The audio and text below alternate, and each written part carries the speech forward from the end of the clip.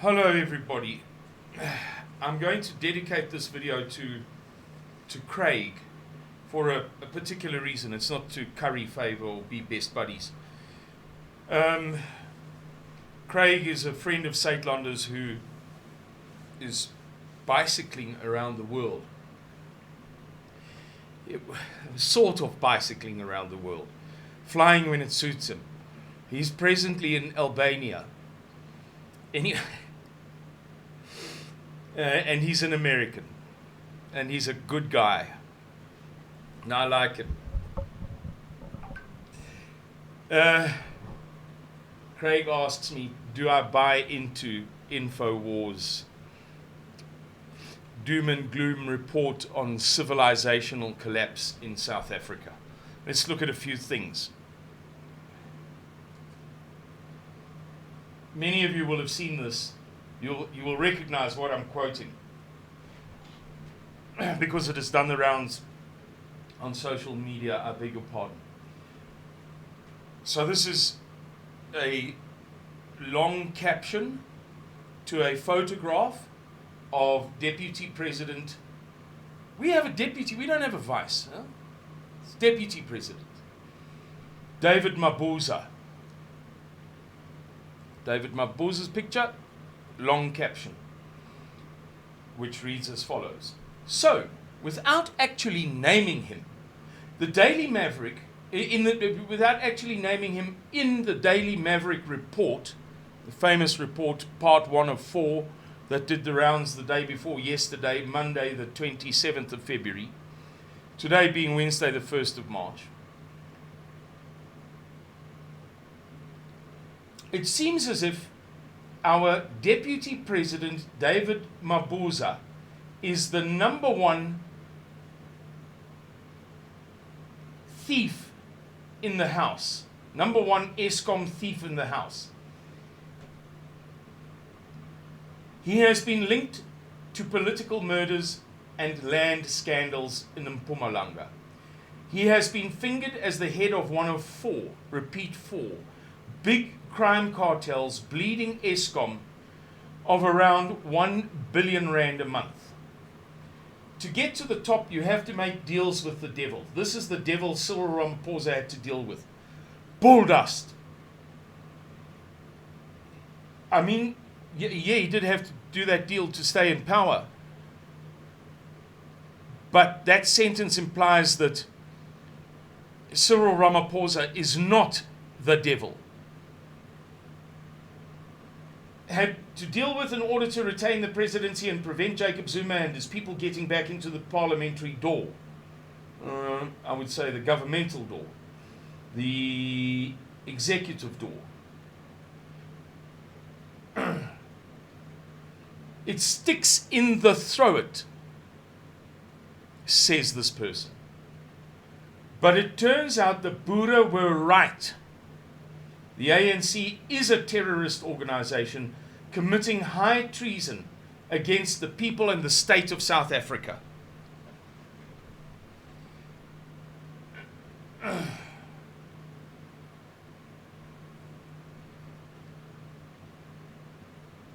There is no way that reporters, it's since come out, that reporters in Mpumalanga, I suppose for the Barberton Advertiser or the Nelspruit Trompet or whatever, I'm not being facetious, knew all along who it was. There's no way that they knew who it was all along and the president didn't. The president is a, what do you call it when, do you remember when Lincoln was assassinated? The assassin was wounded somehow. I don't remember the details. And he went to a Dr. Samuel Mudd, M-U-D-D. And because Samuel Mudd treated him. He was convicted of being an accessory after the fact. Perhaps there's a different term in the United States of America, but what we would call an accessory after the fact to the assassination of the president. Cyril Ramaphosa is an accessory after the fact to murder.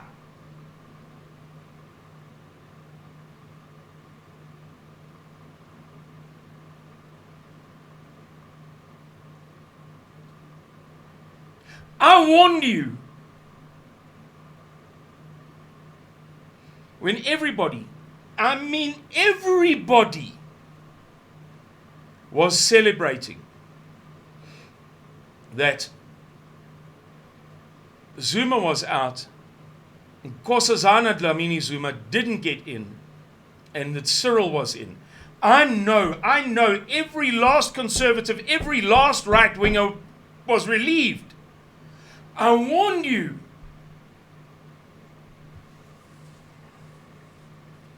I told you I know what I'm talking about.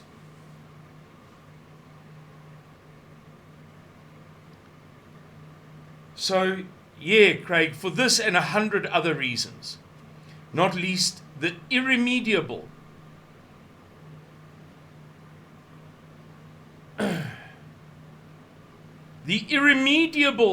collapse of Eskom. Yes, I buy into.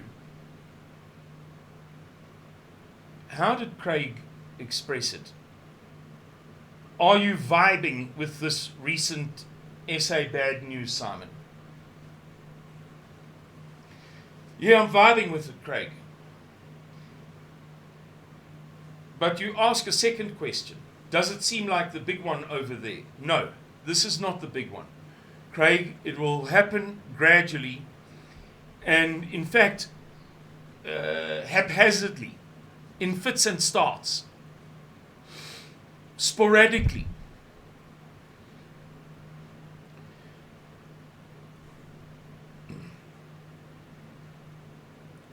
But the condition is now irredeemable. This cannot be redeemed. This overall picture of the condition of the new South Africa Rainbow Nation, Ubuntu, Simunye, we are one, RDP, GEAR, what was it? Growth, Equality and Redistribution Program, whatever it was called. That and the water and the schools and the hospitals cannot be remedied. They cannot. Craig, it doesn't matter what the over-educated, overly intellectual,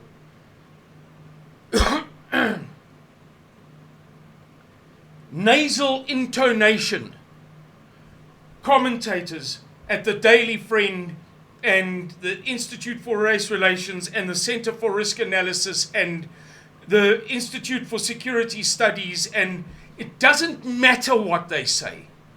It has never mattered. Nothing that they've ever said has turned out to have mattered. It has all gone in one direction. And the equivocating caveats have been meaningless. Well, you know, if we see a slight upturn in the economy, then we might also see a general improvement in the medium-term outlook for the rand as we head into the upper portion of the cycle. It was always rubbish. I beg your pardon. I apologize. It was always poppycock.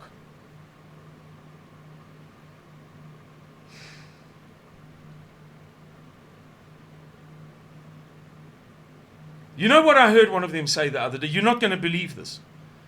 But in simple English, there was no mistaking what he said. He said, if you can believe this, talking about schools, education, the plight. He said, well, you all know what I think. We should just privatize all education. What a hopelessly irrelevant thing to say. And that's like me saying, well, it would be nice if magically I won R1 million. That would help.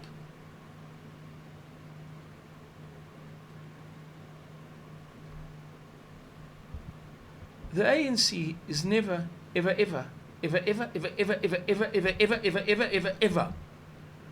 going to permit the privatization of all education, or half of it, or 25%, or 12.5%, or 5.75%, 6.25%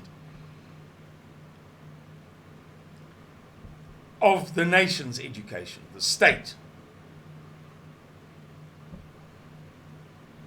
It was a hopelessly out of touch, irrelevant, pointless remark to make.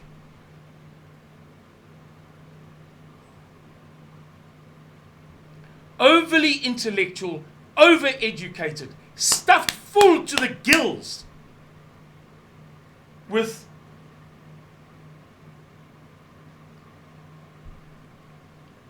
abstract liberal ideas that have got nothing to do with reality. And likewise, Craig, there is only one, I hesitate to say this because it will sound conceited, and perhaps it is even conceited. But there's only one truth here, and that is the truth of Suidlanders, which is not to say that we are perfect. Really, I say that without modesty, false or otherwise. We are not perfect, but we are not hidebound by doctrine. Therefore, we are able to look at matters in the most pragmatic terms, devoid of some rubbish that we learned in political science 2.1.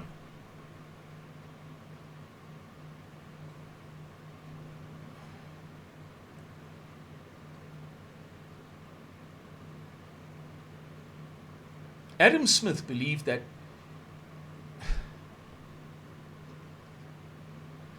it's meaningless what Adam Smith believed.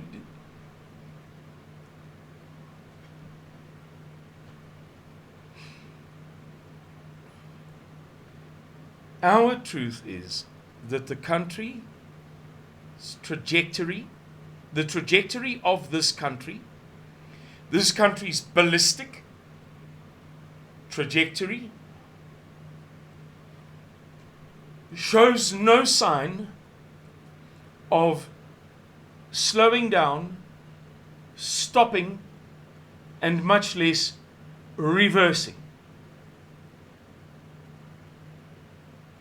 And the trajectory clearly indicates a terminal conclusion,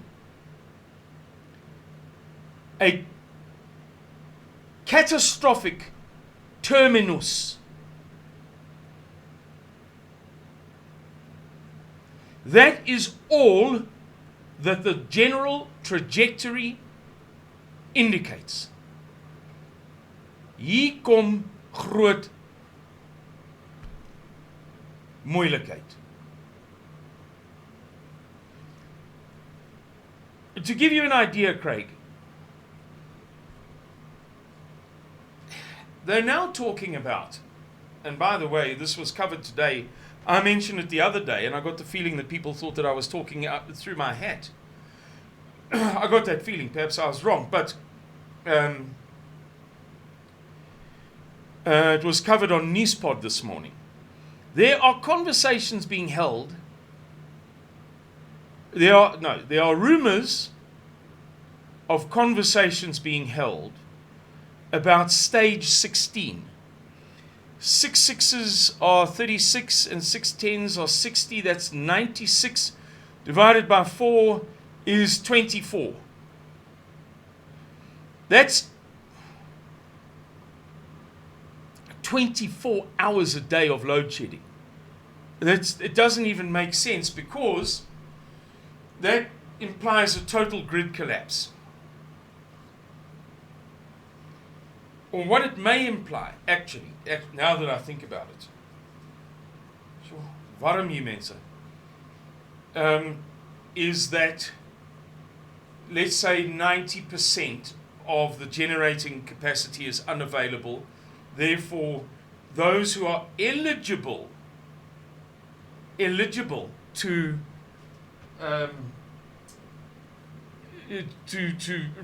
blackouts would have them for 24 hours a day, and the remaining generating power, in the absence of a total grid collapse, would be spared for those who are not eligible.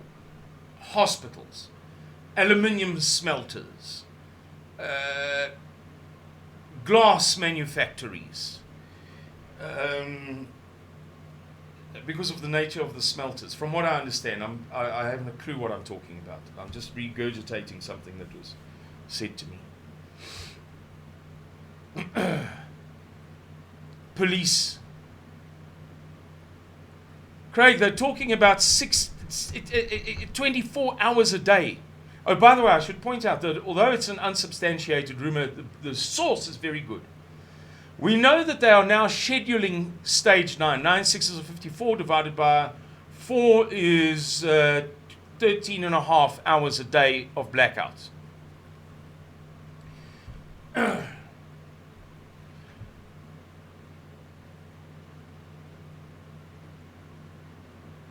It has to deteriorate severely, Craig. It has to. You can't not. This is, it is now a self-perpetuating thing. And self-perpetuating things can only be arrested by massive intervention. Massive and drastic intervention by an external force of great power. And that there's no sign of that. There's not that. And it is now self-perpetuating. Anyway, Craig, all of the best to you. Stay safe. We hope to see you in the white tents. I hope that you are working on figuring out a way to get to South Africa during World War III. I must tell you that a number of your compatriots are doing so. So yeah. And I look forward to seeing you again. Alrighty. Cheers, Craig. Bye-bye.